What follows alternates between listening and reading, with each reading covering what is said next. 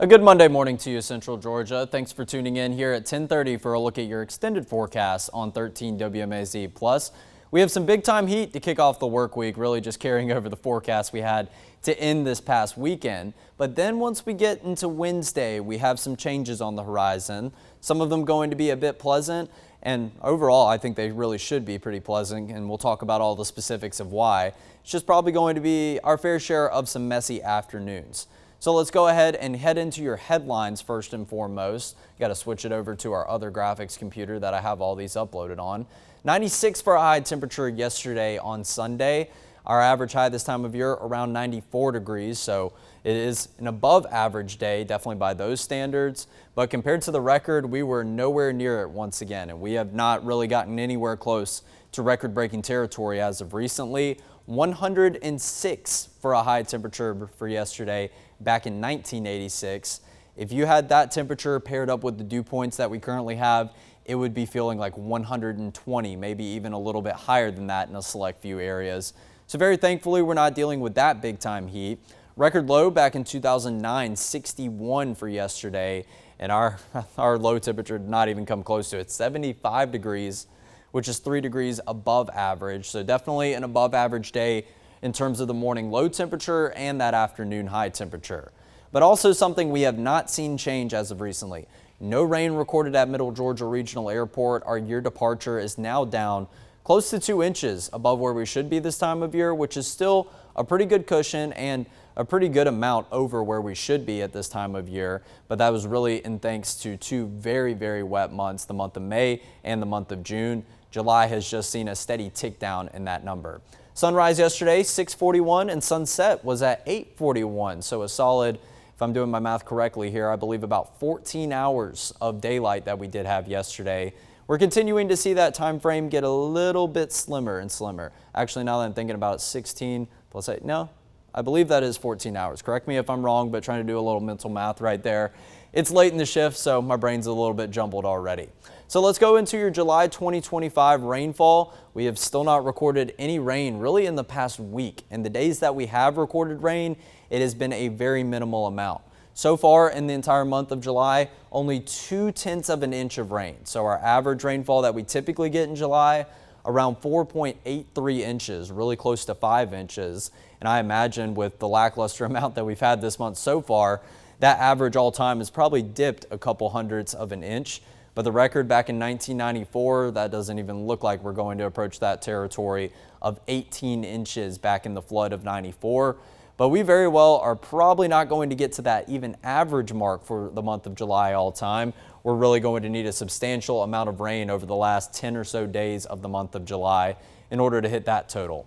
So your headlines for the week ahead: a hot start to the week. Widespread rain chances are going to kick off starting tomorrow, but it's still going to be a hot day. We'll talk about why that is.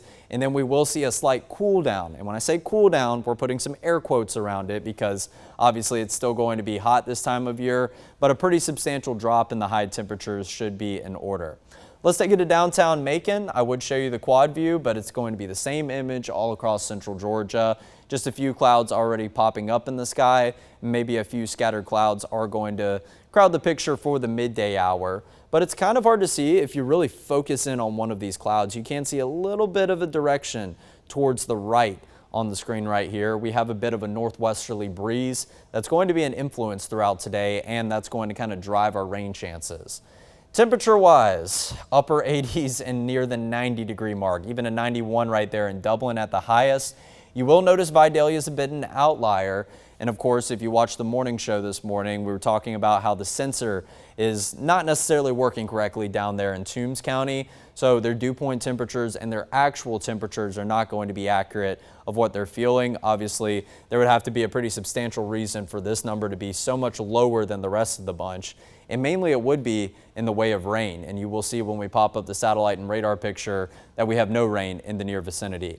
Already seeing a 90 in Jacksonville, so we're kind of matching our neighbors down to the south and the southeast. Also a 90 in Charlotte, 88 over in Charleston, 87 all the way up into Virginia Beach. Much of the south and the southeast is hovering somewhere in the 80s, but we have a couple 90s here in central Georgia already. In fact, Dublin is even 1 degree higher than Jacksonville, so I'm sure there's some localized areas that have some numbers that are a little bit higher than that, but as of right now, Dublin takes the cake for the warmest temperature so far across the eastern United States.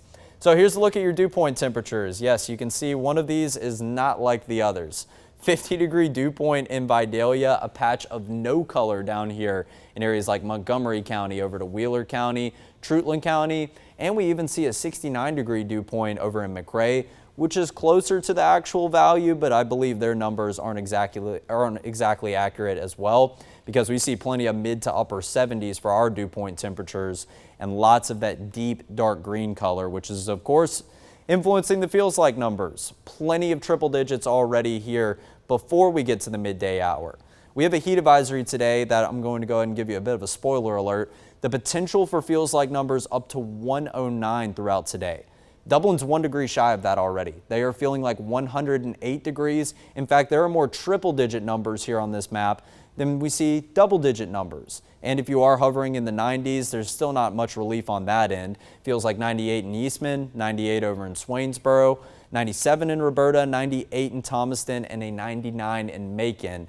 So yes, there are plenty of 100s, even some upper 100s like Gordon, getting into the mid 100s up in Milledgeville. It has been a hot start to the day, and mainly it has been because our temperatures climbed so high yesterday, and they were very reluctant to cool back down during the overnight hours. We were already starting out with feels like numbers at 89 degrees in Dublin at the 5 a.m. hour. Typically one of our cooler portions of the day. That was not necessarily the story this morning, and we have been pretty quick to rebound in light of some mostly clear skies.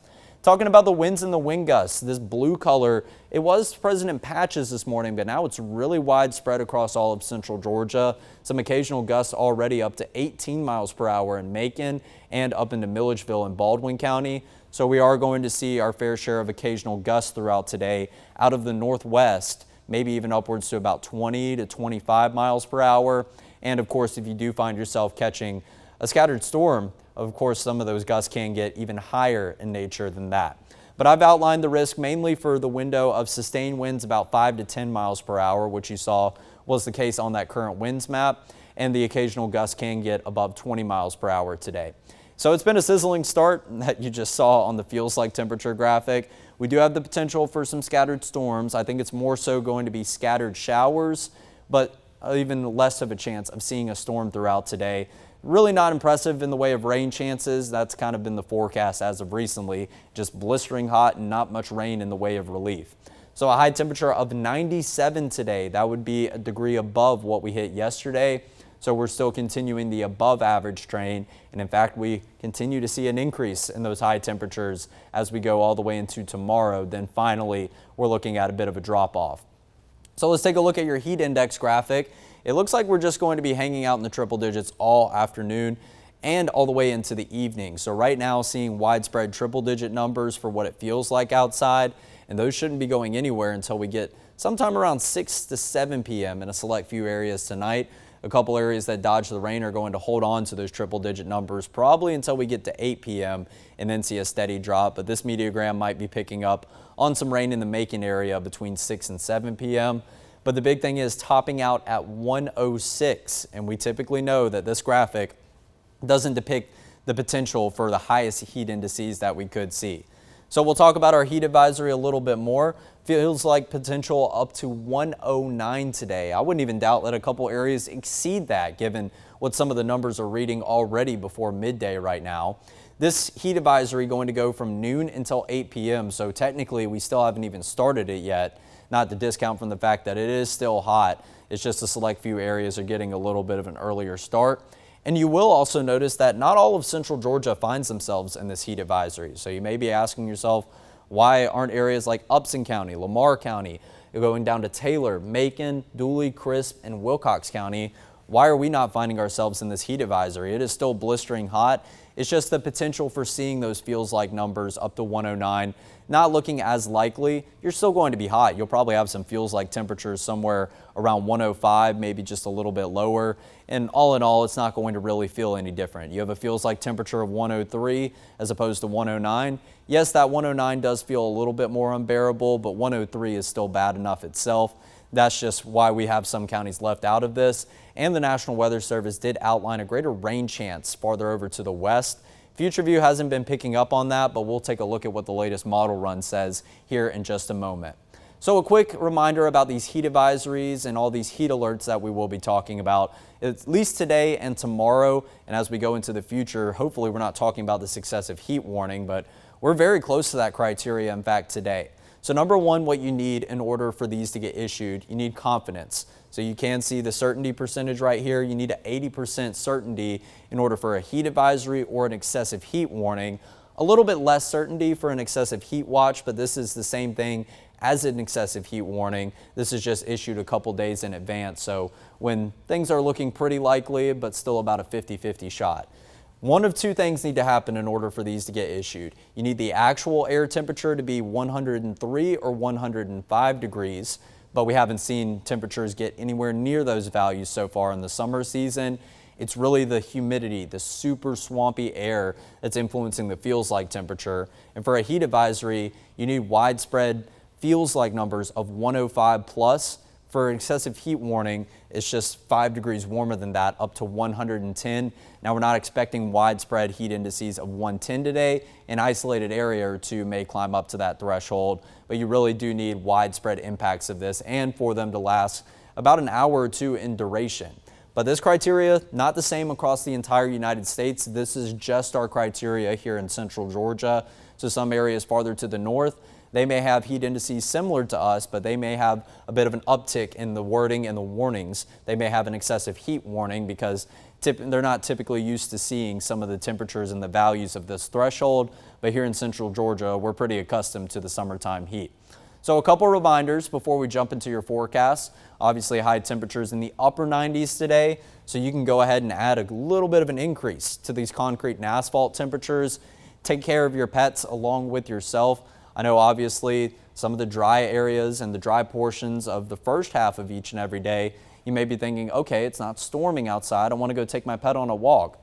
Well, those temperatures are already up there, somewhere into the at least low 90s. Concrete and asphalt temperatures are just going to be substantially warmer.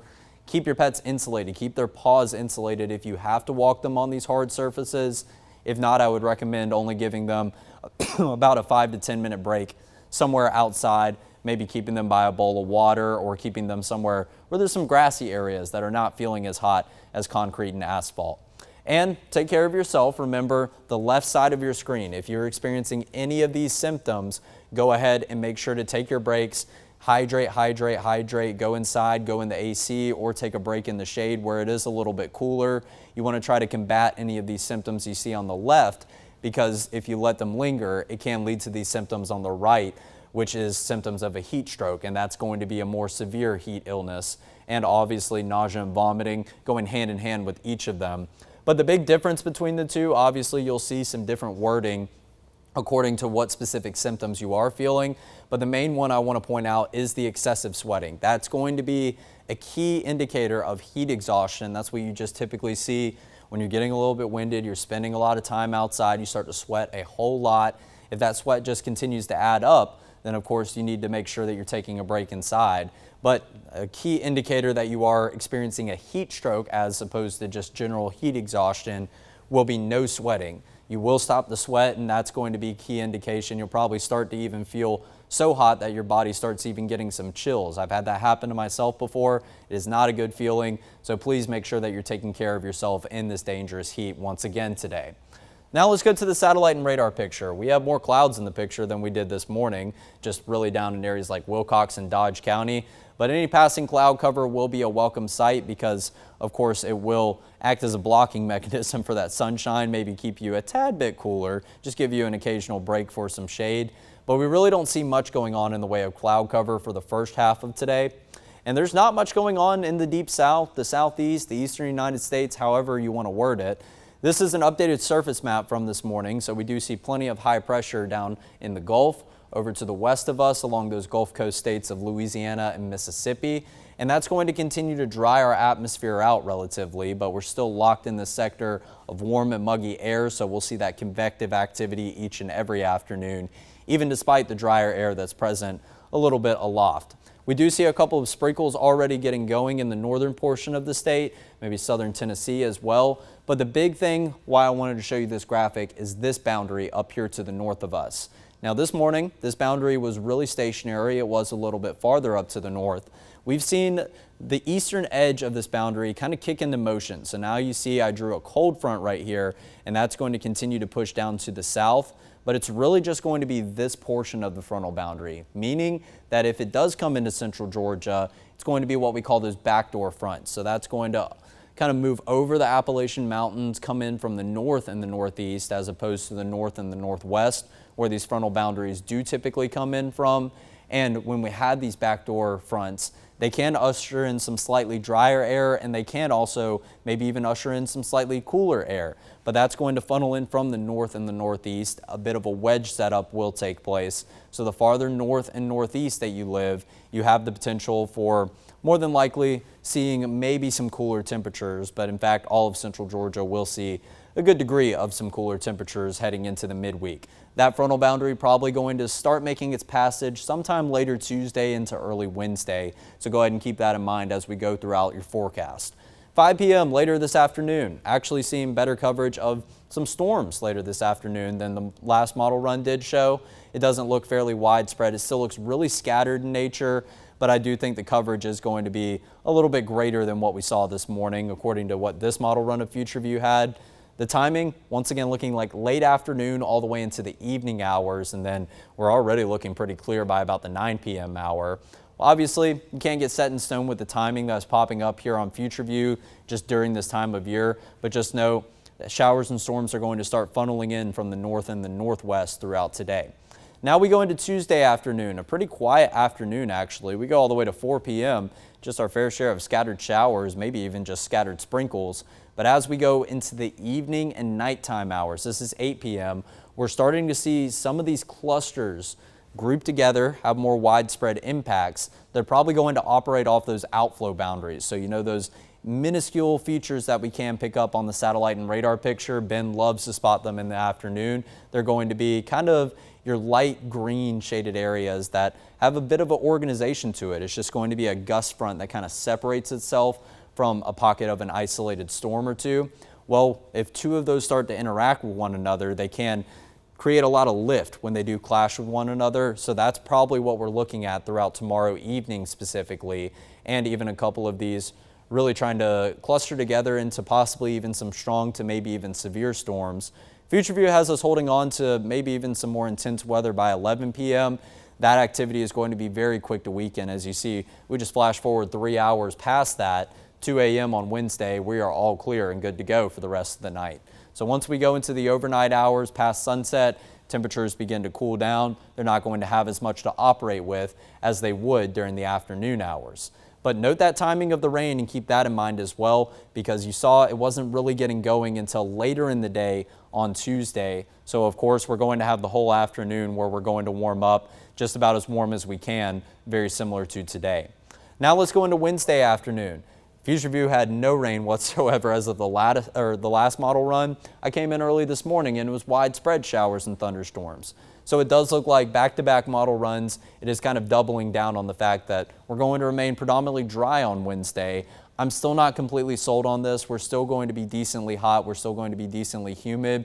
But I think it's really going to be all dependent on how far that frontal boundary, that backdoor front, does push into central Georgia. If it does push through the entirety of us, it will help keep our rain chances down to the south and the southwest of us, and it will usher in maybe some slightly drier air, some slightly cooler air. Not necessarily have all the features to work with as we would today and tomorrow. And you can see this breeze coming in from the north and the northeast, indicating that the frontal boundary is going to try to make its push maybe through the entirety of central Georgia, which would be a very beneficial thing. If we could get a day that is a little bit cooler, maybe even without rain chances, absolutely perfect for any afternoon plans that you do have. But of course, we're kind of getting into the time frame that we do need some rain, at least for the month of July. So we did just show you that rainfall graphic earlier in the stream. And yes, it has been an exceptionally dry July so far, only recording 0.2 of an inch of rain. If we could get some totals, at least get us maybe at least an inch or two of rain during the entire month of July, wouldn't be as bad, and we wouldn't be as much below average as what we could be. But right now we're on pace to maybe hover about 4.5 inches of rain below where we should be in the month of July. And of course, that would put a really big dent in that number that we saw, that year departure number, because we were hovering around 5 inches above where we should be at the beginning of the month after a very wet June. And we've virtually seen that number already cut in half, and it could just continue to dip lower. Future view goes all the way out to 3 a.m. on Thursday, and you guessed it, going to be a quiet overnight once again. Let's talk about some of those winds today. You will see widespread, not only just here in central Georgia, but we do see these pockets of maybe some red, some pink. So of course, when those showers and thunderstorms do try to make their push through central Georgia going into the evening hours, our fair share of gusty winds will be engulfed within them. The highest value that you see right now is only 22 miles per hour up here in Macon.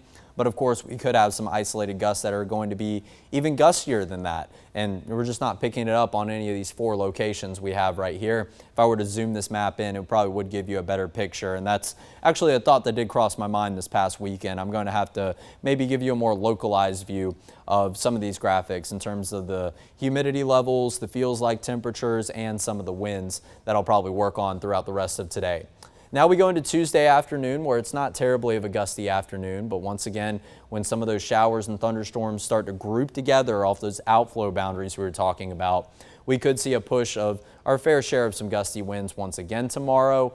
And then Wednesday itself is just going to be more of a widespread breezy day because of that frontal boundary trying to push down into central Georgia, once again coming out of the north and the northeast. So trying to usher in some of that slightly drier and maybe even slightly cooler air.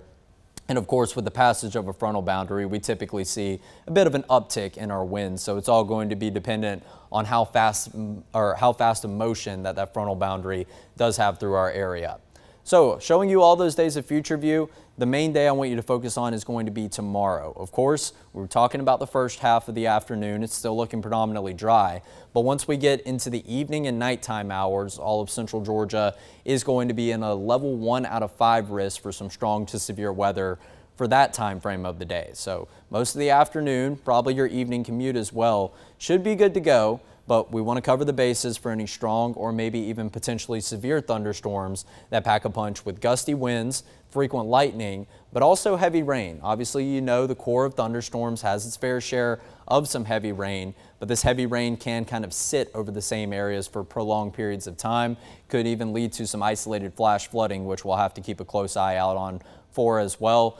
And just reminding you, turn around, don't drown, don't try to drive through those puddles of waters.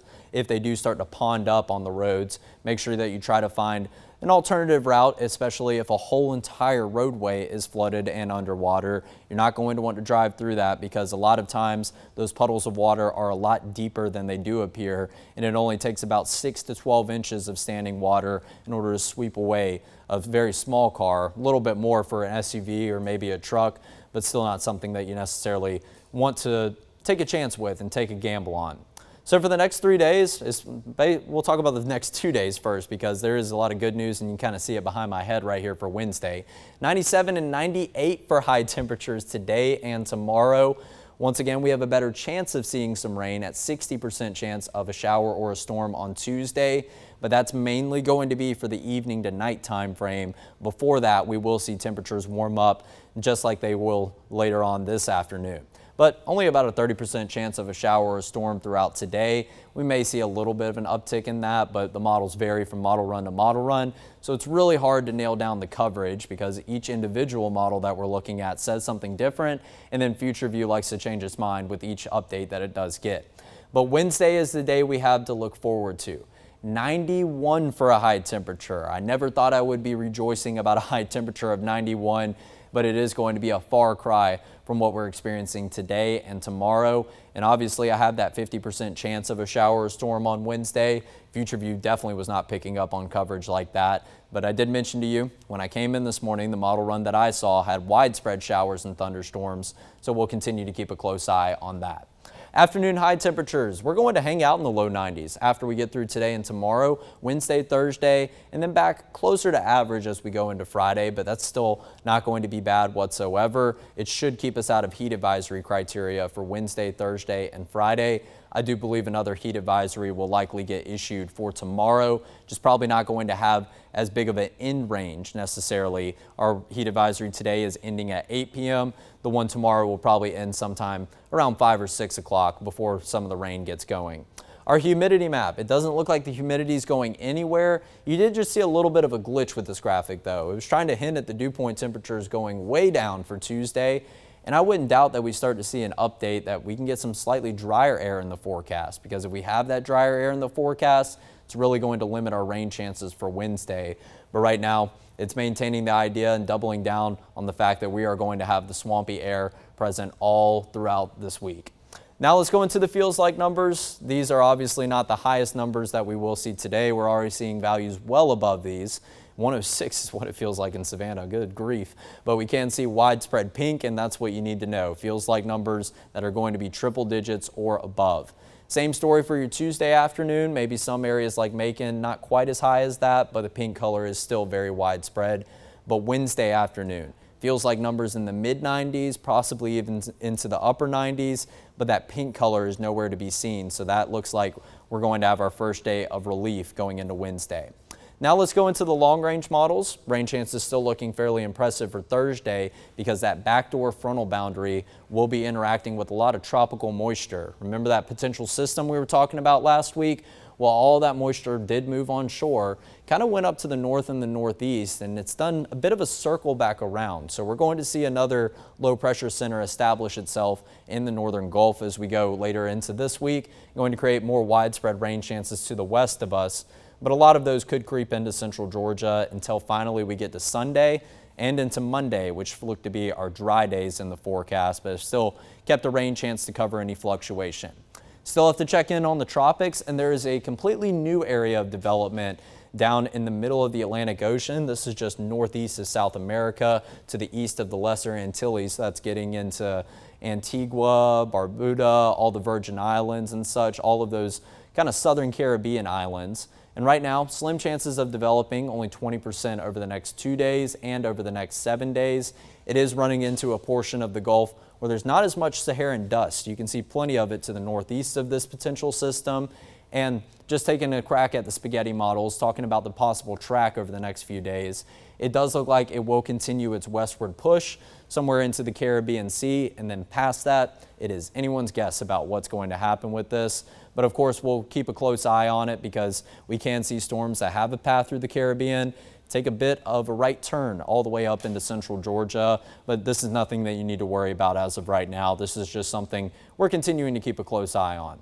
The big story will be the downtick in temperatures this week. I know your rain chances are looking fairly impressive, not the most conducive for outdoor plans. We'll continue to fine tune them as we do get closer, but the combination of that backdoor front and some more widespread rain chances is going to create that downtick in temperatures. Obviously, highs near 90 that feel a little bit warmer are still going to be hot, but nowhere near in the neighborhood of what we're feeling on Monday, what we're feeling tomorrow. And as we head into the weekend, we look to have a pretty average summertime forecast, and I have the rain chances decreasing day by day, Friday into Saturday and into Sunday. So it is looking like later in the weekend going to be the most conducive for outdoor plans. A lot of folks starting school back next week, which is very hard to say. It feels like summer has flown by. I know this is kind of the last weekend to get in any of those fun summertime plans. So continue to try to plan them out right now. Obviously, these still aren't fairly impressive rain chances Friday, Saturday, and Sunday.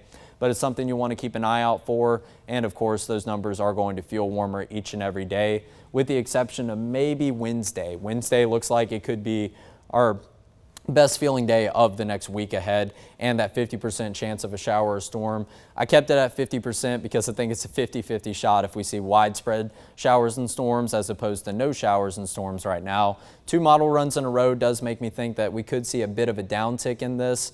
But overall, it's all going to depend on how far that backdoor front does push through central Georgia. So we'll keep a close eye out on that as we get closer and closer, but continue to find good ways to beat the heat today and tomorrow, and keep your eyes peeled for tomorrow evening into the nighttime hours when we do have the potential for some stronger weather. That will do it for Monday's edition of your extended forecast. Like every single day, we'll be back here at 10:30 sharp tomorrow for a more in-depth look at the rest of the work week and what's in store for your weekend ahead.